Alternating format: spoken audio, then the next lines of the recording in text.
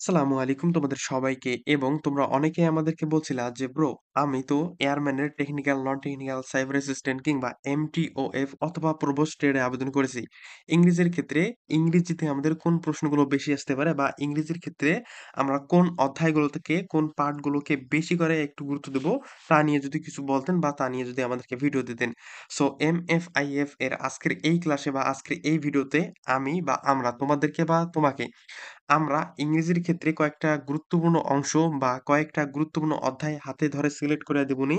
এই কয়েকটা অধ্যায় যদি তোমরা হাতে গোনা পড়তে পারো, ইনশাআল্লাহ এখান থেকেই প্রশ্নগুলো বেসিক্যালি আসবে। যেহেতু আমাদের এই ক্লাসগুলো হলো ডেমো বা নমুনা ক্লাস, সো এখান থেকে আসার সম্ভাবনা বা প্রশ্নগুলো কম হওয়ার সম্ভাবনা অনেক বেশি।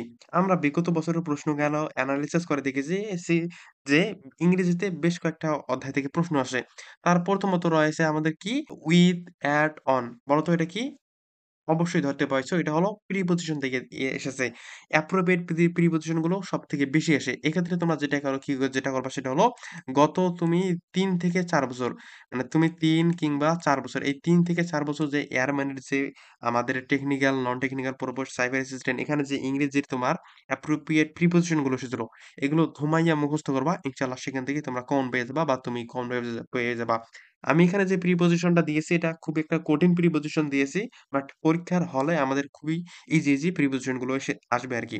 সো আমি এই ভিডিওতে বা আজকের এই ক্লাসে আমরা তোমাদেরকে বা তোমাকে একটু ব্যাখ্যা সহকারে বোঝায় দেওয়ার চেষ্টা করব। যাতে করে প্রিয় বোন এবং ছোট্ট ভাইটার আমার এগুলো বা এই প্রশ্নগুলো যদি তোমাদের পরীক্ষায় আসে, তাহলে তোমরা যেন খুব ইজিলি আনসার দিতে পারো। ১ম কোয়েশ্চেনটার দিকে লক্ষ্য করো। এখানে কি বলছে? আমরা এখানে যদি লক্ষ্য করি এখানে বলছিল don't sinner dash then only because they are not able to speak clearly.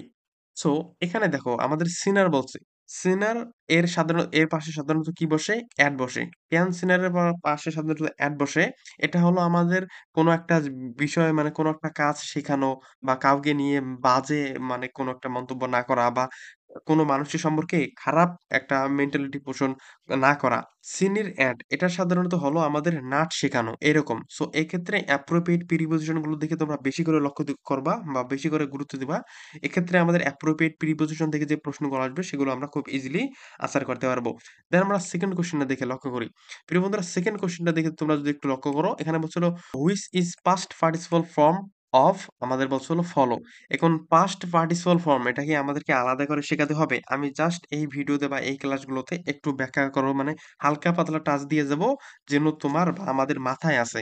এগুলো কিন্তু আমরা ছোট থেকেতেই মানে ইংরেজিতে যখন শুরু করি, একটু ইংরেজি যখন অ্যাডভান্স এ যাই তখনই কিন্তু আমরা শিখায় আইছি আমাদের এই প্রশ্নগুলো। দেখো, এখানে কয়েকটা বিষয় তোমাকে মানে মেনে নিতে হবে। সেটা হলো আমাদের পার্টিসিপল কিভাবে গঠন হয়, তারপর হলো জিরান কিভাবে গঠন হয় বা জিরান কিভাবে হয় এবং হলো আমাদের ইনফিনিটিভ কিভাবে গঠিত হয়। এটা যদি তোমরা ভালো করে একটু মানে আয়ত্তে নিতে পারো তাহলে এটা খুব ভালো করে তোমরা মানে পেয়ে যাবা। প্রথমত তোমরা যদি দেখো পার্টিসিপল কিন্তু আমাদের প্রথমত ভার্ব প্লাস আইএনজি এর সাথে হয়। ভার্ব প্লাস এর সাথে যদি আইএনজি যোগ করো তাহলে কিন্তু আমাদের কি হয়? পার্টিসিপল হয়। দ্বিতীয়ত ভার্বের 3 থাকলেও আমাদের পার্টিসিপল হয়। এছাড়াও তোমরা যদি দেখে লক্ষ্য করো তাহলে দেখবে যে হ্যাভিং HAVIN কি লেখা? এনজি হ্যাভিং প্লাস ভার্ব 3 যদি থাকে তাহলে কিন্তু আমাদের পার্টিসিপল হয়। অপরদিকে জিরান্ডের দিকে লক্ষ্য করবা তাহলে তোমরা দেখতে পাবা আমাদের এখানে ভার্ব প্লাস যদি আমাদের এখানে আইএনজি থাকে তাহলে চিরান গঠিত হয়। এটা কাজ করে সাধারণত আমাদের নাউনের মতো এবং এইদিকে ইনফিনিটিভ এটা হলো আমাদের টু প্লাস প্লাস যদি আমাদের ভার্ব থাকে তাহলে কিন্তু আমাদের এখানে ইনফিনিটিভটা গঠিত হয়। সো আমরা কাজ করব কি? এই যে আমরা পার্টিসিপলটা নিয়ে এখন কথা বলব। পার্টিসিপলের ক্ষেত্রে যদি দেখো যদি ভার্ব প্লাস যদি আইএনজি হয় তাহলে এটা মূলত যে কাজটা করে যেটা গঠিত হয় সেটা কিন্তু হয় আমাদের প্রেজেন্ট পার্টিসিপল যেটা আছে সেই প্রেজেন্ট পার্টিসিপল অর্থাৎ পিপি গঠিত হয়। ভার্ব প্লাস আইএনজির মাধ্যমে আমাদের প্রেজেন্ট পার্টিসিপল গঠিত হয়। ভার্ব 3 এর মাধ্যমে মূলত আমাদের কি হয়? পাস্ট পার্টিসিপল কিন্তু আমাদের ভার্ব 3 এর মাধ্যমে গঠিত হয়। সো আমরা কাজ করব কি? এই পাস্ট পার্টিসিপল ভার্ব 3 যদি যুক্ত হয় তাহলে কিন্তু আমাদের পার্ট মানে পাস্ট পার্টিসিপল গঠিত হয় এবং এর কাজটা অবশ্যই অ্যাডজেক্টিভ এর মতো করবে। তো এক্ষেত্রে লক্ষ্য করো এখানে আমাদের বলছে ফলো। ফলো এটা যদি আমরা অবশ্যই এটা কিসের মতো কাজ করবে?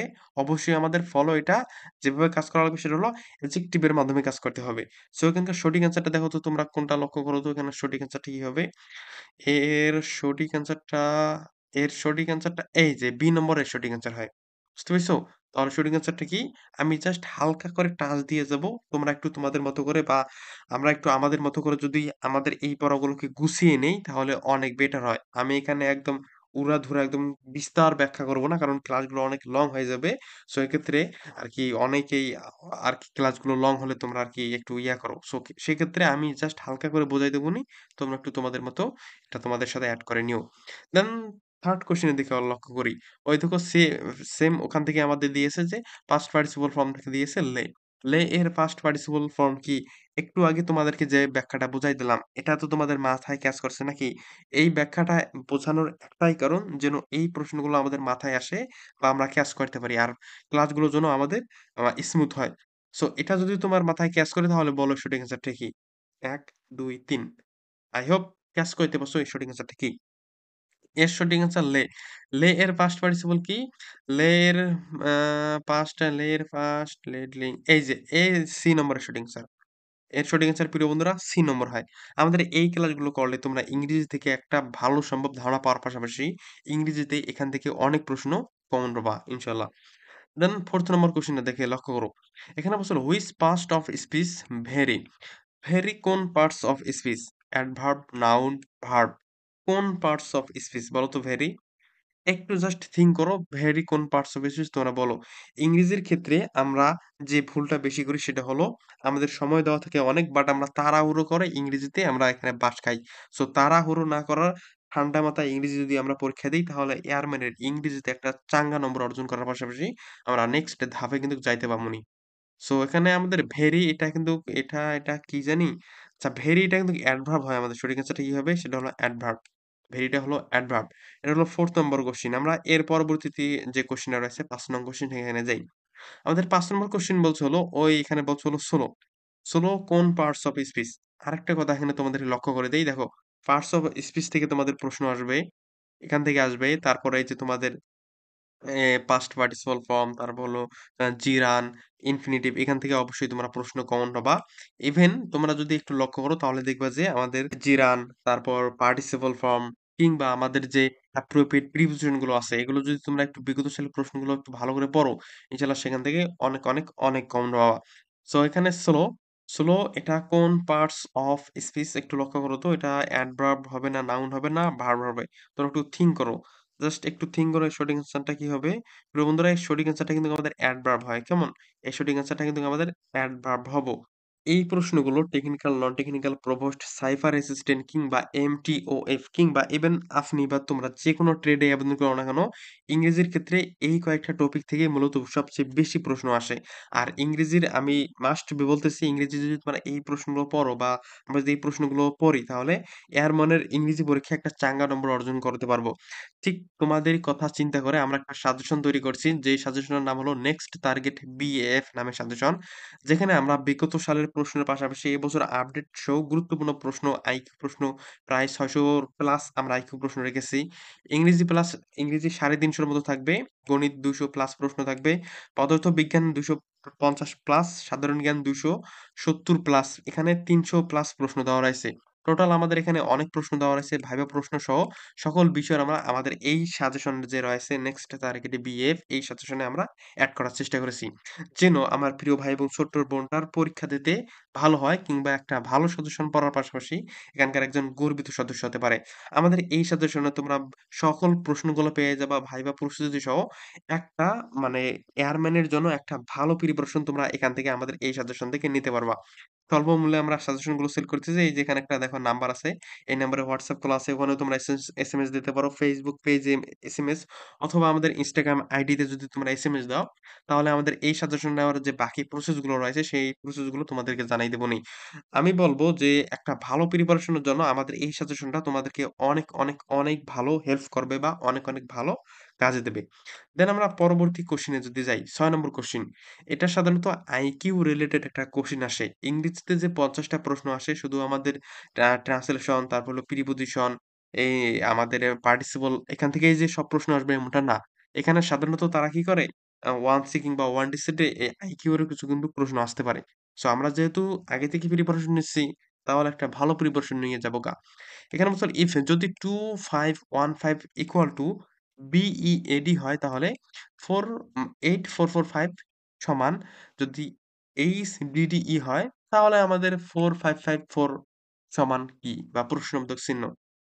এটা কই থেকে আইছে বলতো?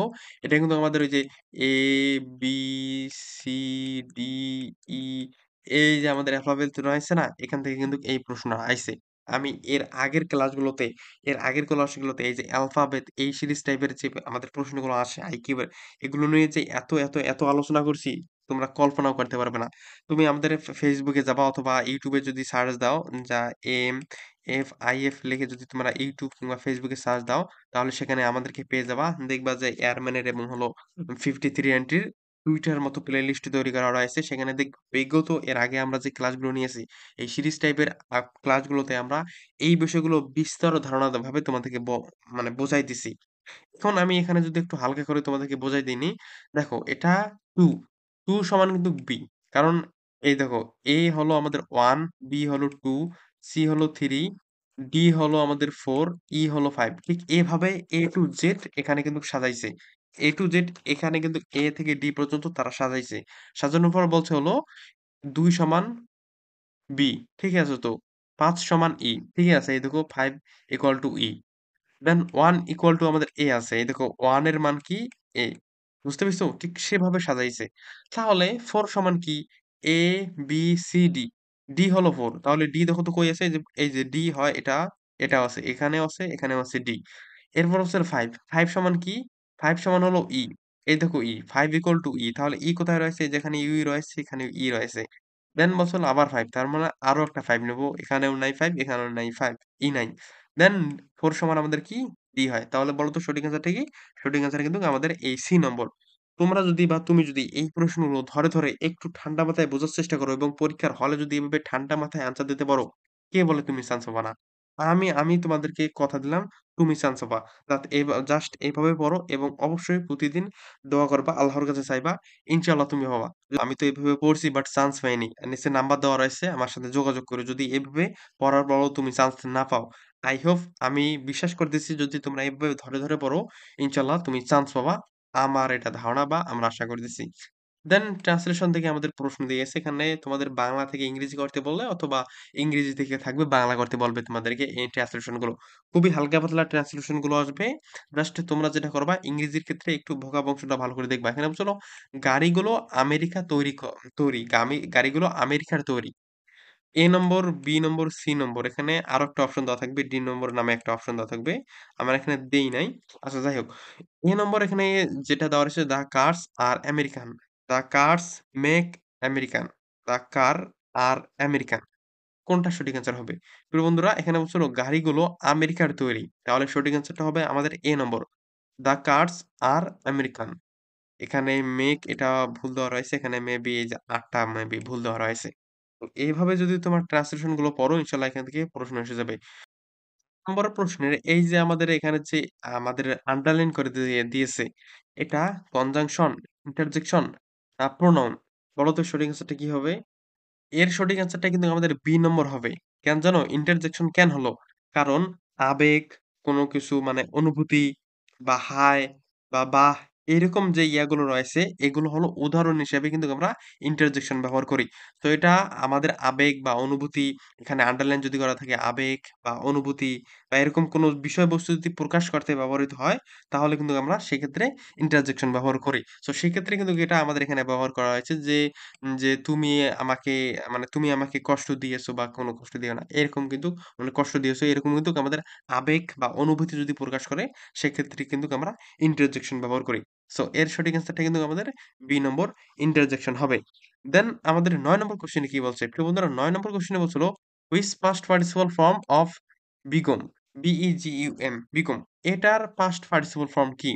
একটু ক্লাসের শুরুতে কিন্তু আমি পাস্ট পার্টিসিপল ফর্ম একটু তোমাদেরকে ব্যাখ্যা করে বুঝাই দিয়েছি।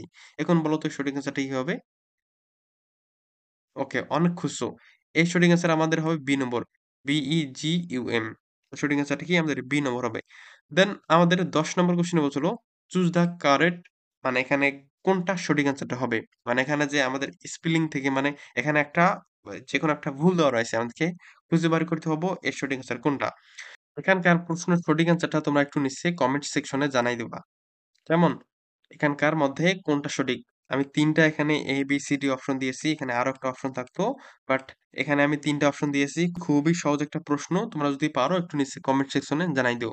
প্রিয় বন্ধুরা, তোমরা যারা এয়ারম্যানের জন্য technical, non technical, প্রবোস্ট, cyber assistant বা যেকোনো ট্রেডেরই জন্য প্রিপারেশনের জন্য ইংরেজির ক্ষেত্রে এই প্রশ্নগুলো দেখবা। পাশাপাশি আমাদের সাজেশনটা যেটা রয়েছে নেক্সট টার্গেট BF নামে আমাদের যে সাজেশনটা রয়েছে, সেই সাজেশনটা কালেক্ট করার চেষ্টা করবা। পাশাপাশি আমাদের এই ক্লাসগুলো যদি করো ইনশাআল্লাহ এয়ারম্যানের লিখিত পরীক্ষায় একটা চাঙ্গা নম্বর অর্জন করার পাশাপাশি তোমরা এখানকার একজন গর্বিত সদস্য হতে পারবা।